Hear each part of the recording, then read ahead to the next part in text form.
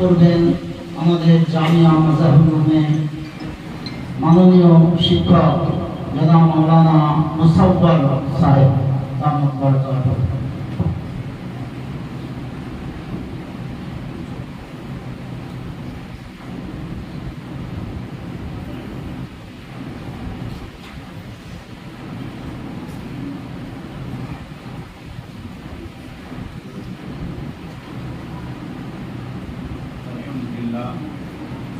الحمد لله وكفى وسلام على عباده الذين اصطفى أما بعد فأعوذ بالله من الشيطان الرجيم بسم الله الرحمن الرحيم فاسألوا أهل الذكر إن كنتم لا تعلمون صدق الله العظيم۔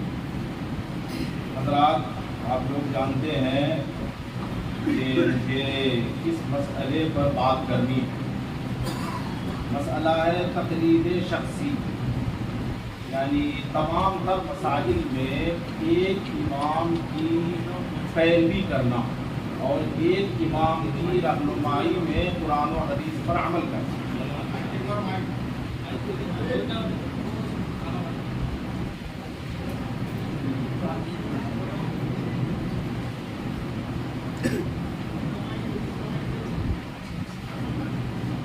آسانی کے لیے میں نے اپنے مضمون کو کئی حصوں پر منقسم کیا۔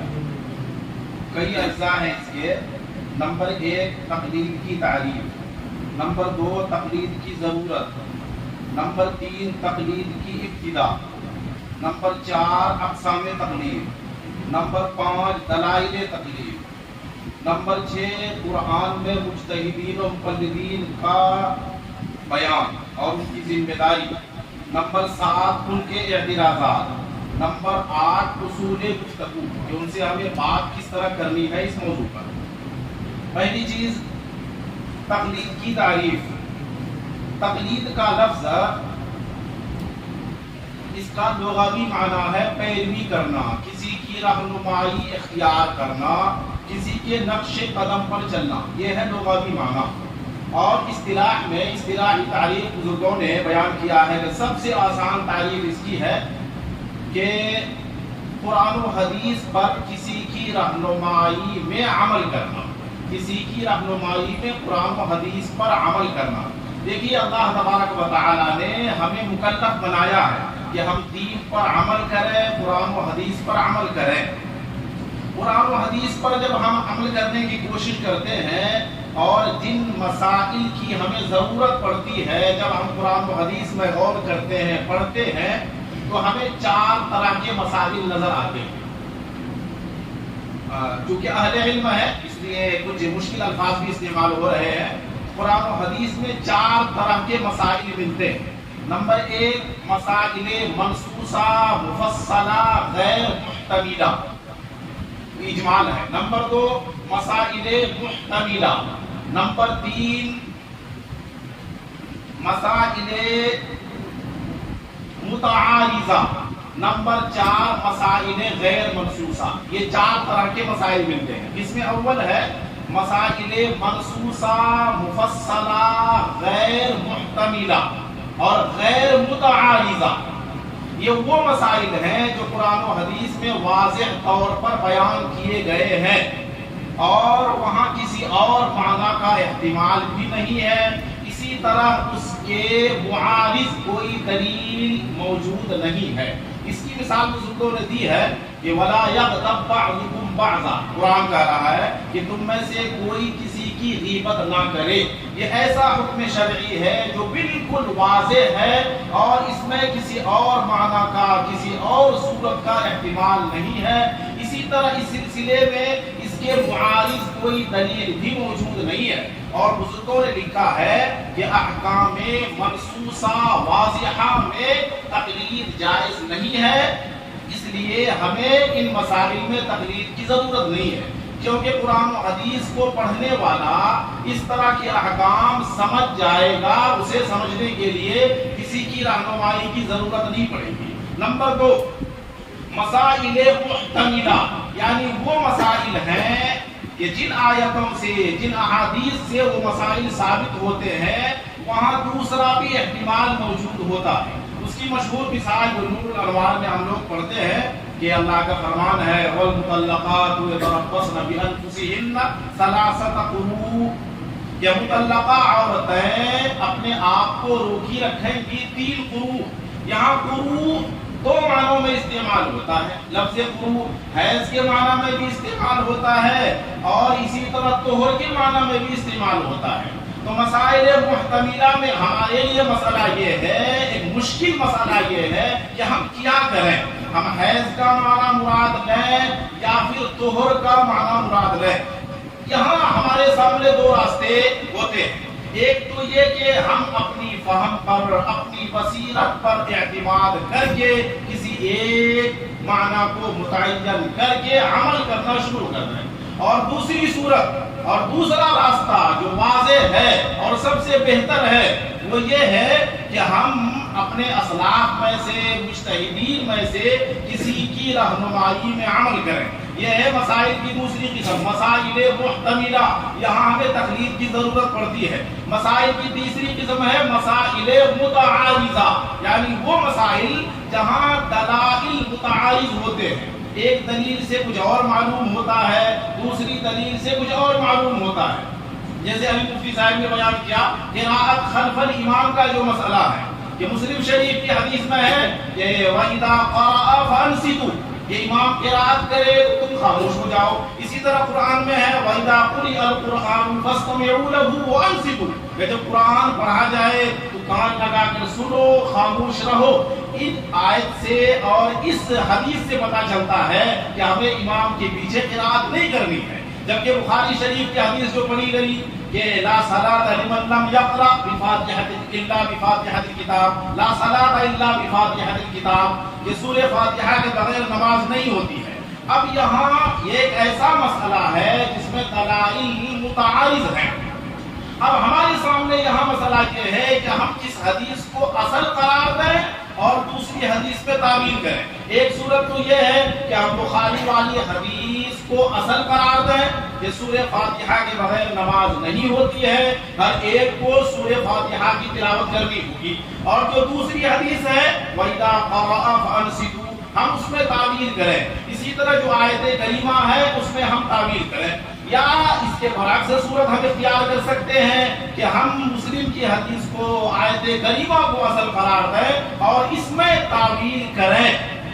تو اب یہاں بھی ہمارے سامنے 2 راستے ہیں کہ ہم اپنی فہم پر اعتماد کر کے کسی ایک حدیث کو اصل قرار دیں اور دوسری حدیث میں ہم تعویل کا راستہ اختیار کریں، اور دوسری صورت یہ ہے کہ ہم اس مسئلے میں بھی مجتہد کی رہنمائی میں عمل کریں۔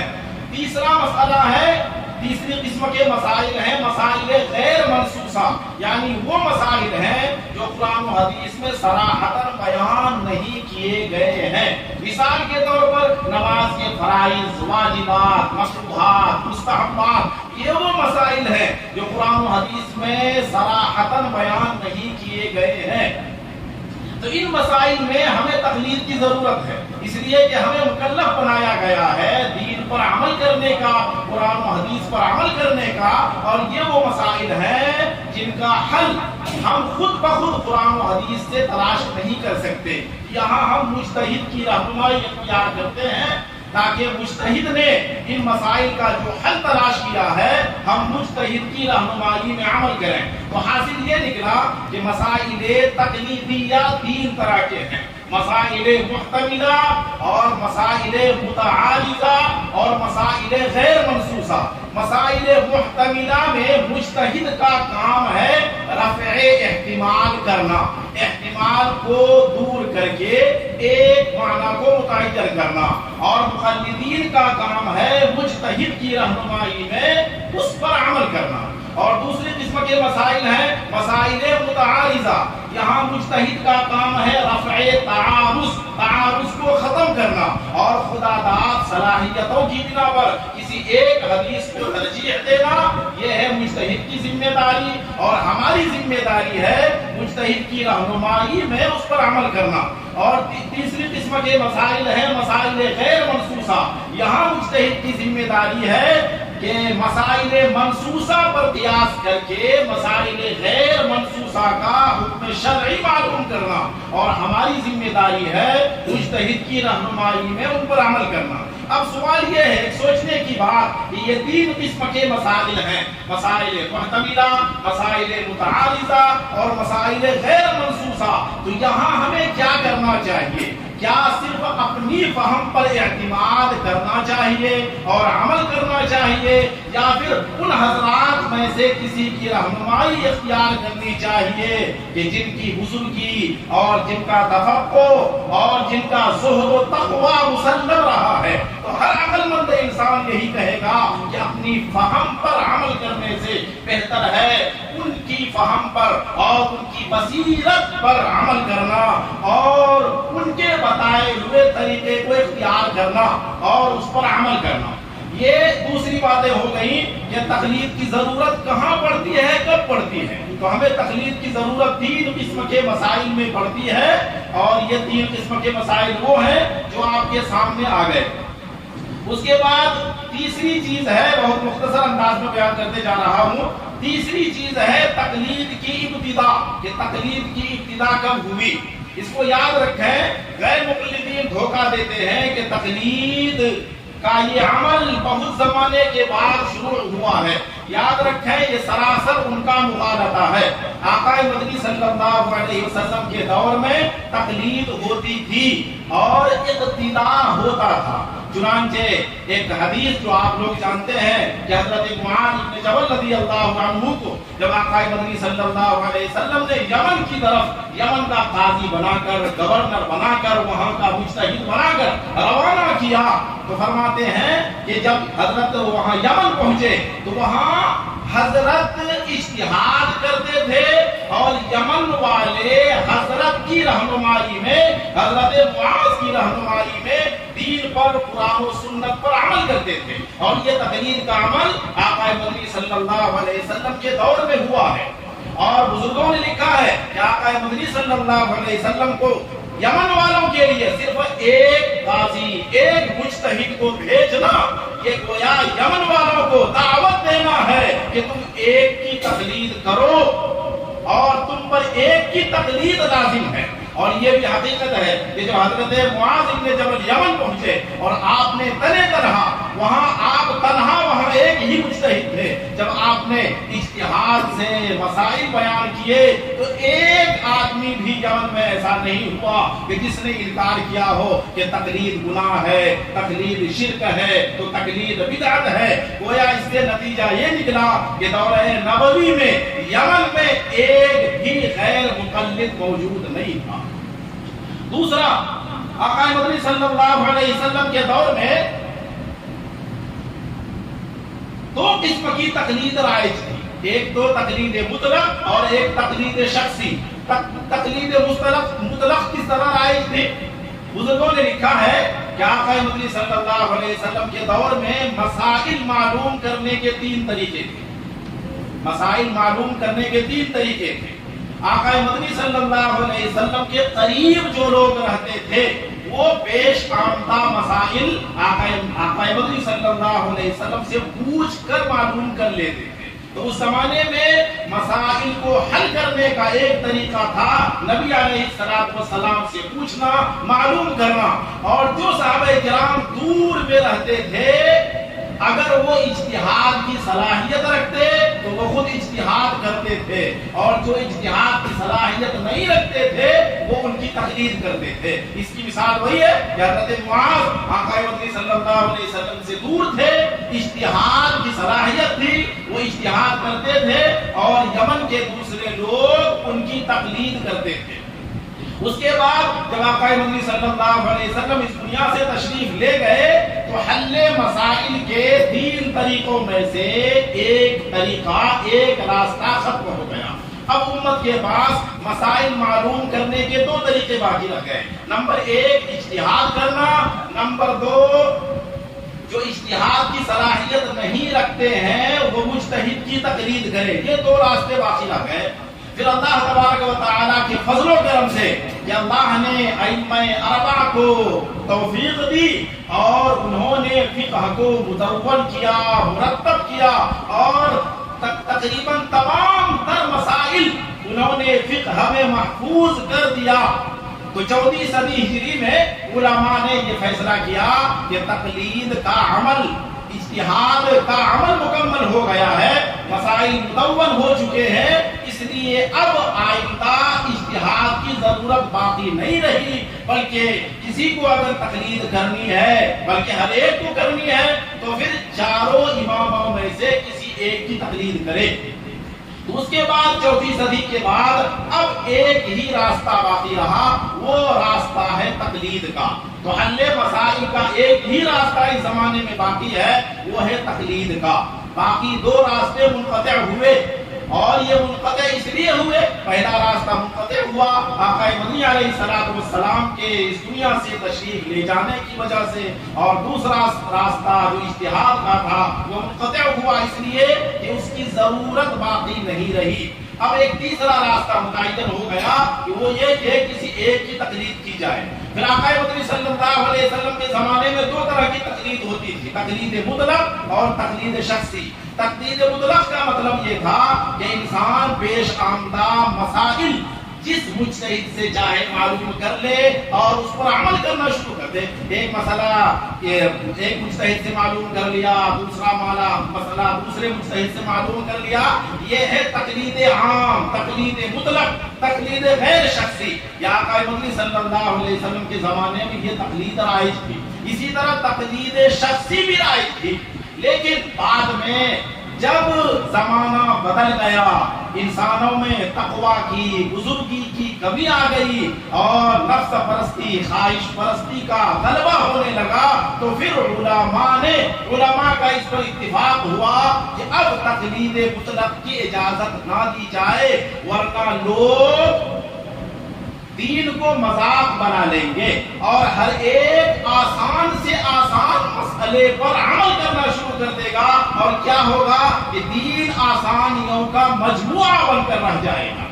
اور پھر تقلید کسی امام کی نہیں ہوگی، تقلید ہوگی اپنی خواہش کی۔ جس امام کا قول پسند آیا اس کی تقلید کر لی۔ پسند کیوں آیا؟ کہ نفس نے اسے پسند کیا، اس لیے ہم نے اس کی تقلید کر لی۔ تو بعد میں علماء نے یہ فیصلہ کیا کہ اب امت کو تقلید شخصی پر جمع کر دیا جائے۔ چنانچہ پھر علماء کا اتفاق ہوا، اجماع ہوا کہ اب صرف ایک راستہ ہے امت کے پاس، وہ ہے تقلید شخصی کا، تقلید مطلق کا راستہ نہ اختیار کیا جائے۔ پانچویں بات ہے دلائل تقلید، کہ ہم جو تقلید کرتے ہیں، کسی امام کی پیروی کرتے ہیں، یہ کہاں سے ثابت ہے؟ یاد رکھیں، بزرگوں نے لکھا ہے کہ قرآن کریم میں اللہ تبارک و تعالی نے انسانوں کے 3 طبقے بیان فرمائے، انسانوں کی 3 قسمیں بیان فرمائی ہیں۔ ایک جماعت ہے جسے قرآن نے کہا ہے اہل ذکر، اور کہیں قرآن نے کہا ہے منیب الی اللہ، کہیں قرآن نے کہا ہے اولو الابصار، اور کہیں قرآن نے کہا ہے فقیہ، یہ ہے پہلی جماعت۔ اور کہیں قرآن نے کہا ہے اہل استنباط، یہ ہے پہلی جماعت۔ اور دوسری جماعت وہ ہے، اچھا اس جماعت کی ذمہ داری قرآن نے کیا بیان کی ہے؟ جس جماعت کو قرآن نے اہل ذکر قرار دیا ہے، اہل استنباط قرار دیا ہے، اور اولو الابصار قرار دیا ہے، فقیہ و مجتہد قرار دیا ہے، قرآن نے اس جماعت کی ذمہ داری بیان کی ہے۔ فاعتبروا یا اولی الابصار، اے اصحاب بصیرت لوگو، اے بصیرت والو، تم قیاس کرو۔ یہ ہے مجتہدین کی ذمہ داری، یہ ہے قرآن میں بیان کیا ہوا انسانوں کی پہلی جماعت جس کی ذمہ داری قرآن نے دی ہے، اللہ نے دی ہے، استنباط کرنا۔ اور وہ استنباط کرتے ہیں 3 قسم کے مسائل میں، وہ مسائل آپ کے سامنے آ گئے۔ دوسری جماعت ایک اور ہے جن میں اجتہاد کی صلاحیت نہیں پائی جاتی، اس جماعت کی ذمہ داری قرآن نے کیا بیان کی ہے؟ فاسألوا اہل الذکر ان کنتم لا تعلمون، کہ اگر تمہارے پاس علم نہیں ہے تو اہل ذکر یعنی مجتہدین سے مسائل معلوم کر کے عمل کرو اور ان کی پیروی کرو۔ دوسری جگہ قرآن نے کہا وَاتَّبِعْ سَبِيلَ مَنْ أَنَابَ إِلَيَّ، کہ جو منیب الی اللہ ہے، جو اللہ کی طرف رجوع کرنے والا ہے، اس کی پیروی کرو۔ تو پہلی جماعت کو اجتہاد کا استنباط کا حکم دیا گیا، وہ مجتہدین کی جماعت ہے، اور دوسری جماعت ہے غیر مجتہدین کی، جن میں اجتہاد کی صلاحیت نہیں، ان کی ذمہ داری قرآن نے بیان کی ہے فَاسْأَلُوا اور وَاتَّبِعْ، کہ تم مجتہدین سے پوچھو اور مجتہدین کی پیروی کرو اور ان کی پیروی پر، دین پر، قرآن و سنت پر عمل کرو۔ اور بزرگوں نے لکھا ہے کہ ایک تیسری جماعت ہے جن میں نہ تو اجتہاد کی صلاحیت ہے اور نہ وہ کسی مجتہد کو مان کر چلتے ہیں، اور علماء نے لکھا ہے کہ اس جماعت کا تذکرہ ہے صم بکم عمی فہم لا یرجعون۔ یا قرآن نے دوسری جگہ کہا ہے لو کنا نسمع اور نعقل ما کنا فی اصحاب السعیر، کہ اگر ہم جانتے سمجھتے، اگر ہم سمجھتے یا سنتے، اگر ہم سمجھتے، اجتہاد کی صلاحیت رکھتے یا مجتہدین کی باتیں سنتے، تو آج ہم جہنم میں نہیں جاتے۔ یہ ہے تیسری جماعت۔ تو قرآن کریم میں ان تین جماعتوں کا تذکرہ ہوا ہے، اور ساتھ ساتھ جماعت اول کی ذمہ داری استنباط کرنا، اجتہاد کرنا، وہ بیان کیا گیا ہے، اور جماعت ثانیہ کی ذمہ داری ہے ان کی پیروی اختیار کرنا، ان کے نقش قدم پر چلنا، ان کی پیروی کرنا اور ان کی تقلید کرنا۔ اسی طرح دلائل میں سے ایک دلیل یہ سمجھے کہ حضرت عمر فاروق رضی اللہ عنہ کے دور میں حضرت عمر فاروق رضی اللہ عنہ نے تمام صحابہ کرام کو 20 رکعت تراویح پر جمع کیا، اور تمام صحابہ کرام نے اس مسئلے میں حضرت عمر فاروق رضی اللہ عنہ کی تقلید کی۔ کسی نے بھی حدیث کا مطالبہ نہیں کیا، آیت کا مطالبہ نہیں کیا۔ یہ صحابہ کرام کی طرف سے اس مسئلے میں حضرت عمر کی تقلید شخصی ہوئی، اور کسی نے بھی انکار نہیں کیا کہ ہم آپ کی پیروی نہیں کریں گے، ہم آپ کی تقلید نہیں کریں گے۔ بزرگوں نے لکھا ہے، اس سے پتہ چلا کہ دور عمر میں ایک بھی غیر مقلد نہیں تھا۔ اسی طرح جب حضرت عثمان کا دور آیا تو حضرت عثمان رضی اللہ عنہ نے دیکھا کہ جمعہ کے دن چونکہ مجمع بہت زیادہ ہو رہا ہے، پہلے 2 اذانیں ہوتی تھی، ایک اذان ممبر کے سامنے اور ایک اقامت کی صورت میں۔ حضرت عثمان غنی رضی اللہ عنہ نے اذان اول کا اضافہ کیا، اور تمام صحابہ کرام نے اسے تسلیم کیا، کسی نے بھی انکار نہیں کیا۔ گویا اس مسئلے میں حضرت عثمان غنی رضی اللہ عنہ کی تقلید شخصی کی گئی۔ چونکہ وقت بہت کم ہے، اس کے بعد ایک اور مسئلہ، ان کے اعتراضات دیکھیں۔ اس مسئلے میں چونکہ قرآن و حدیث واضح ہے، قرآن و حدیث میں تو تقلید کا حکم دیا گیا ہے، تو تقلید کے خلاف قرآن و حدیث میں کچھ بھی نہیں مل سکتا ہے۔ اس لیے مقلدین کے پاس اس مسئلے میں قرآن و حدیث میں سے کچھ نہیں ہے۔ ہاں کبھی کبھی وہ ان آیتوں کو ہمارے خلاف استعمال کرتے ہیں جو آیتیں کفار مکہ کے بارے میں، یہودیوں کے بارے میں نازل ہوئی، کہ وہ اپنے آباء و اجداد کی تقلید کرتے ہیں، اپنے آباء و اجداد کے دین پر عمل کرتے ہیں۔ لیکن بزرگوں نے لکھا ہے یہ تحریف معنوی ہے، اس لیے کہ ہماری جو تقلید ہے اس میں 3 چیزیں ہیں۔ یہاں غیر مقلدین جو غیر مجتہد ہیں، عام لوگ ہیں، عامی، یہ تقلید کرتے ہیں مجتہد کی اور دین پر عمل کرنے کے لیے۔ کیا کفار مکہ بھی مجتہد کی تقلید کرتے تھے؟ کیا کفار مکہ بھی دین پر عمل کرنے کے لیے تقلید کرتے تھے، یا دین کا انکار کرنے کے لیے وہ تقلید کرتے تھے؟ اس لیے ہمارے خلاف کافروں سے متعلق آیات کو بنیاد بنا کر اعتراض کرنا یہ تحریف معنوی ہے۔ اسی طرح اصل ایک مسئلہ اور بزرگوں نے لکھا ہے کہ تقلید کے مسئلے میں غیر مقلدین کے پاس کچھ نہیں ہے۔ ہاں شیعوں سے چرائے ہوئے کچھ مغالطے ہیں۔ دیکھو شیعوں کے یہاں یہ مسئلہ ہے کہ وہ صرف زندوں کی تقلید کرتے ہیں، مردوں کی تقلید نہیں کرتے۔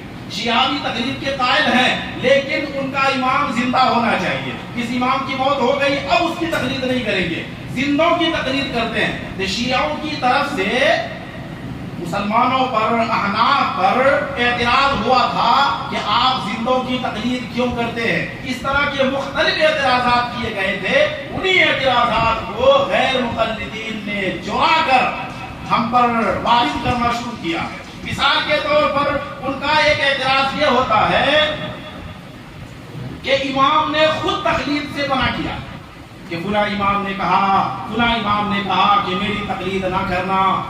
جب تمہارے امام نے خود تقلید سے منع کیا ہے تو تم اپنے امام کی تقلید کیوں کرتے ہو؟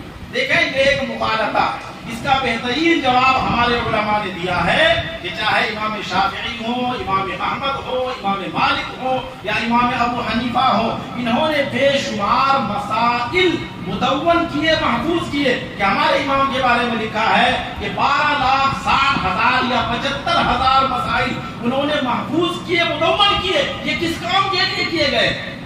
فرماتے ہیں کہ ہر مسئلہ دعوت تقلید ہے. انہوں نے جو مدون کیا، محفوظ کیا، کن کے لیے؟ عام لوگوں کے لیے، تاکہ عام لوگ ان مسائل کو دیکھ کر ان پر عمل کریں. تو فرماتے ہیں کہ ہمارے امام صاحب کے 12 لاکھ سے زائد مسائل ہیں اور ہر مسئلہ ہمیں تقلید کی دعوت دے رہا ہے. ایک تو یہ مغالطہ ہے. یہ یاد رکھیں. اب ان کا صحیح محمل یہ ہے کہ اگر ہمارے امام نے یا کسی اور امام نے تقلید سے منع کیا ہے تو وہ حکم مجتہدین سے متعلق ہے. اس لیے کہ مجتہدین کی ذمہ داری قرآن نے اجتہاد، استنباط بیان کیا ہے. اگر ان کا قول صحیح سند سے ثابت ہو کہ ہمارے امام نے یا کسی اور امام نے تقلید سے منع کیا ہے تو وہ حکم مجتہدین کے بارے میں ہے، مقلدین کے بارے میں نہیں ہے. کیونکہ مجتہدین کی ذمہ داری خود قرآن کریم نے استنباط، اجتہاد بیان کی ہے، ان کی ذمہ داری تقلید نہیں ہے. اسی طرح ان کا ایک اعتراض ہوتا ہے کہ مردوں کی تقلید کرتے ہو، زندوں کی کیوں نہیں کرتے؟ کہ یمن والے حضرت معاذ کی تقلید کرتے تھے، حضرت معاذ تو زندہ تھے. یا صحابہ کرام نے ایک مسئلے میں عمر فاروق کی تقلید کی جب وہ زندہ تھے، عثمان غنی کی تقلید کی، وہ زندہ تھے. تم مردوں کی تقلید کیوں کرتے ہو؟ اس کا جواب یہ ہے کہ تقلید کا مدار اس پر نہیں ہے کہ مجتہد زندہ ہے یا مردہ ہے. تقلید کا مدار ہے آسانی پر اور اس پر کہ وہ کون ہے جس کے مسائل مدون ہیں، محفوظ ہیں اور ہماری ہر ضرورت اس سے پوری ہو سکتی ہے. اور ہماری ہر ضرورت، ہمارا ہر مسئلہ اگر حل ہوتا ہے تو ائمہ اربعہ کی تقلید سے، کیونکہ ان کے مسائل محفوظ ہیں، مدون ہیں. ان کے علاوہ کسی اور کے مسائل محفوظ نہیں ہیں، مدون ہیں. اگر ہے بھی ہے تو وہ دو چار جو ایک رکعت کو بھی حل نہیں کر سکتے. اسی طرح ان کا ایک اعتراض ہوتا ہے کہ حضرت ابو بکر اور حضرت عمر کی تقلید کیوں کرتے ہیں، کیوں نہیں کرتے، یا ایک ہی امام کی تقلید کیوں کرتے ہو؟ تو حضرت ابو بکر اور حضرت عمر کی تقلید، ایک تو یہ کہ اگر ہم تقلید کریں پھر آپ کفر کا فتویٰ لگا دیں گے. اگر ہم جب آپ کے یہاں تقلید شرک ہے، کفر ہے، بدعت ہے، تو چاہے ہم ابو حنیفہ کی تقلید کریں تو بھی وہی حکم ہم پر لگے گا. امام شافعی کی تقلید کریں یا ابو بکر عمر رضی اللہ عنہما کی تقلید کریں. باقی دوسری بات یہ ہے کہ ان کے مذاہب، ان کے مسائل مدون نہیں ہیں، محفوظ نہیں ہیں. اس لیے ہم ہر مسائل میں ان کی تقلید نہیں کر سکتے. ان کی تقلید سے ہماری ضرورت پوری نہیں ہو سکتی. ایک مسئلہ اور ہے اصول گفتگو، کہ تقلید کا مسئلہ ہو یا کوئی بھی مسئلہ ہو، ہم سے بات چیت کس طرح کریں. اس کا ایک طریقہ بزرگوں نے لکھا ہے کہ سب سے آسان طریقہ جس میں مطالعہ کرنے کی بھی ضرورت نہیں، کہ اگر آپ سے پوچھا جائے کہ تم سورہ فاتحہ نہیں پڑھتے ہو تمہاری نماز نہیں ہوتی، یا آپ سے پوچھا جائے کہ آمین زور سے کیوں نہیں کہتے ہو، اسی طرح ایک مسئلہ کہ ہاتھ ناپ کے نیچے کیوں باندھتے ہو، اوپر کیوں نہیں باندھتے، تو اس کا ایک طریقہ اور ایک راستہ سب سے آسان ہے. وہ یہ کہیں کہ دیکھیے ہمیں اسی طرح نماز پڑھنا آتا ہے.